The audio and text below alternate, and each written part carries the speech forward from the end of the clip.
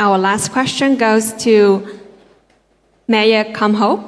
So Luang Prabang is known as a World Heritage City and also a living home for its residents. And yesterday during the trips, I noticed that you have been mentioning the China-Laos Railway a lot. So I'd like to know how has this one railway changed your city? Thank you. เจ้าสบายดีก่อนอื่นก็ขอนับถือฮักแพงบรรดาท่านสาธุที่มีเกียรติท่านยิงท่านซ้ายพิธีกรดังที่พิธีกรรายงานมาแล้วเนาะข้าพเจ้าก็เป็นมาจากนครหลวงพระบางเมืองดินแดนแห่งเมืองมรดกโลกเว้าแท้ตามคำถามกระจิ้มของพิธีกรที่ว่าในทางนครพวกเราดังที่ท่านขับหู้และเข้าใจนำกันแล้วว่า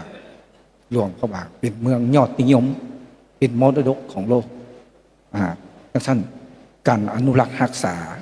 และก็การบูรณะรักษาเมืองมรดกโลกหลวงพระบาง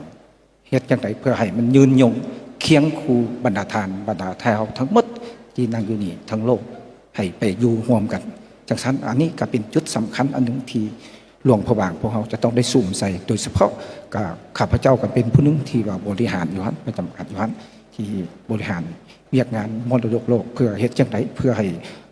มูลมังมรดกโลกของพวกเขาให้ยืนยงแล้วก็เคียงคู่คุณค่าตลอดไปแล้วก็ให้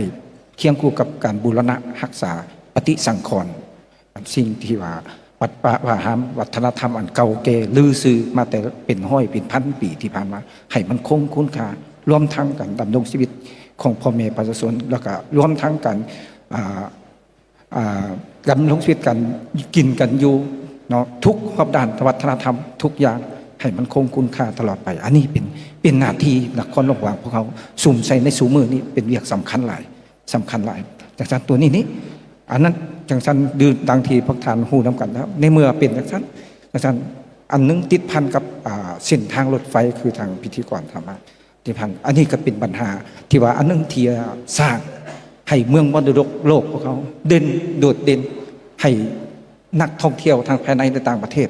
ที่ว่าที่ผ่านมาเคยไปหลวงพระบางไปยากมายากใช้เวลาได้หลายแล้วก็โดนนานที่สุดมาปัจจุบันก็ถือว่าย่อเขาจากแผ่นดินที่ว่ากว้างไกลใช้เวลาหลายปัจจุบันนี้ก็ย่อเข้ามาให้มันกระทัดรัดแล้วก็ไปฮอดไวสบายอันนี้ก็เป็นอันนึงที่ว่าความสำคัญของการสร้างทางรถไฟของลาวจีนถือว่ามีความสำคัญหลายเส้นทางรถไฟเนี่ยเป็นสร้างแรงไล่ครับให้อยู่นครหลวงพระบางนักท่องเที่ยวไปเที่ยวหลวงพระบางปัจจุบันเนี่ยนับมือนับหลายขึ้นทิกๆเลยเนาะเรื่องการพัฒนาโดยเฉพาะทางด้าน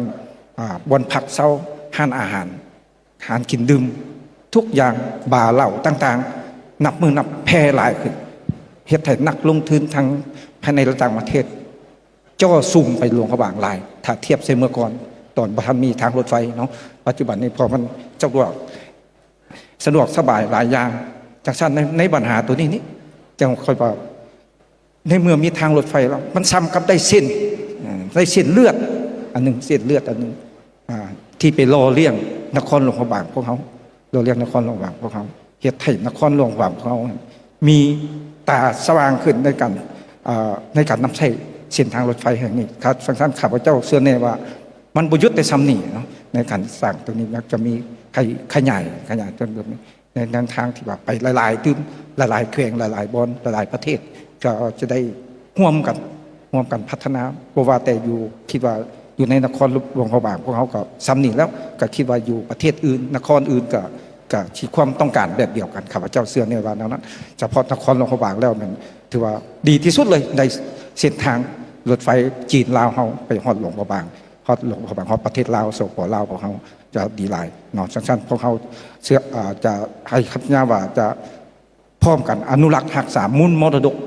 กโลกทางด้านวัฒนธรรมอันเก่าแก่ลือสื่อมาแต่หลายพันปีอยู่หลวงพระบางให้คงคุณค่าตลอดไปเนาะขอบใจ